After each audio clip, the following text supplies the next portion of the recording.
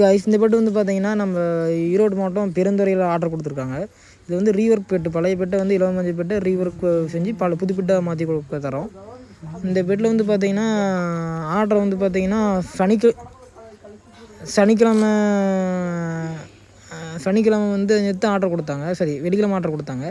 உடனே வேணும், பேக் பெயினாக இருக்குது, வீட்டில் கொஞ்சம் உடம்பு சரியில்லை ஒருத்தருக்கு, அதனால் கொஞ்சம் செஞ்சு கொடுங்க, சீக்கிரமாக வர சொன்னாங்க. ஆனால் நேரில் வந்து பார்த்து சொல்லணும்னு சொல்லிட்டு பழைய பஞ்சு நேரில் பார்த்து சொன்னோம். கஸ்டமருக்கு ரேட்டை சொன்னோம், ஓகேன்ட்டாங்க. இப்போ செஞ்சுட்ருக்கோம். பழைய பஞ்சு ஃபஸ்ட்டு போடுவோம். அதுக்கப்புறம் வந்து பார்த்தீங்கன்னா 10ஆவதுக்கு வந்து எங்கள் பஞ்சு, இதுக்கப்புறம் உங்களுக்கு வந்து நல்ல பஞ்சு மூட்டை எங்களுக்கு வந்து போடுவோம். 4 kg பேக்கேஜ் மூட்டையை. 10ஆவதுக்கு அந்த மூட்டையை எத்தனை கிலோ பிடிக்குன்னு சொல்லிட்டு வெயிட் போட்டு காட்டிட்டு கண் முன்னாடியே நாங்கள் போட்டு கொடுப்போம்.